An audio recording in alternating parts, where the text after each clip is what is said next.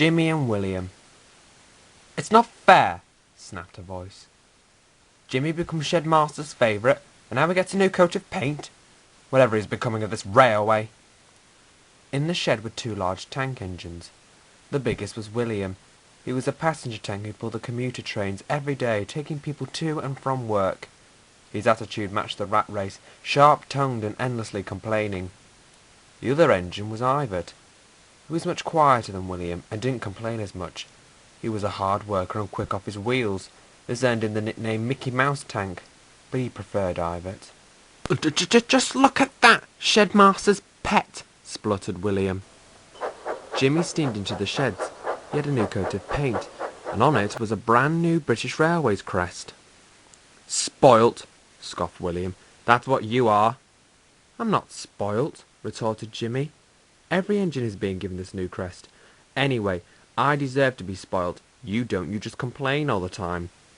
Ever since you've been named after the Shedmaster, you've become all high maintenance.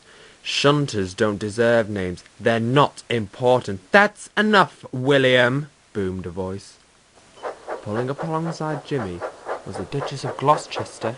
She was a powerful express engine with a big heart, and acted as a mother figure for engines smaller than her. "Jimmy deserves his name because he is important," the Duchess snorted. William fell silent. "Oh, look at your crest," smiled the Duchess. "You look very smart. I'm sure the young boys at the end of the platform will take down your number tomorrow." Jimmy beamed proudly, while William sulked. Every morning the commuter train sets off from the station empty and arrives back full of passengers. It can be hot and bothering work. Many engines don't like to pull this train, and many don't get the chance. William is fiercely protective of it. It makes him feel important. Jimmy shunts the coaches into the platform and backs off as William arrives. Everything goes like clockwork, but today there were problems. As Jimmy shunted the coaches, young boys on the platform were writing down his number and examining his new British Railways crest. Jimmy felt very pleased with himself, but he couldn't stop long. "Come on, Jimmy," said his driver. "Time to go." As the driver was about to pull the regulator, the fireman quickly stopped him. "Wait!" he called. "The signal's against us." He was right. Jimmy wasn't allowed to move. Jimmy blew his whistle. "Let me through, please," he peeped. The signal didn't move. Then came the booming whistle of William. He was very cross and eager to couple up to his train. The signalman walked across the tracks.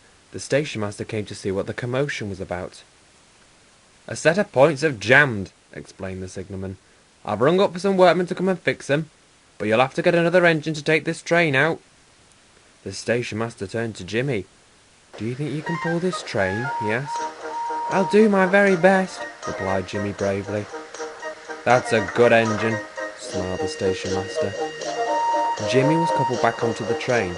The guard blew his whistle and Jimmy steamed away. William seethed with rage. Jimmy worked hard all morning. He struggled a few times, but he kept on going. He pulled the train so well that he was on duty to take the tea-time rush home.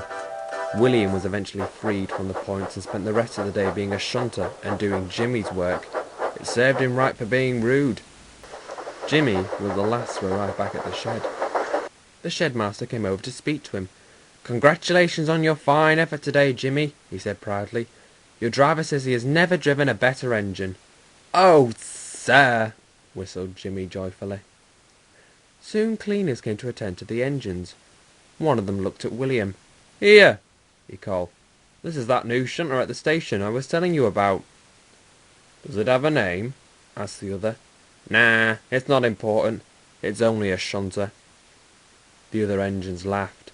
William thought that for mainline engines they were being very silly indeed.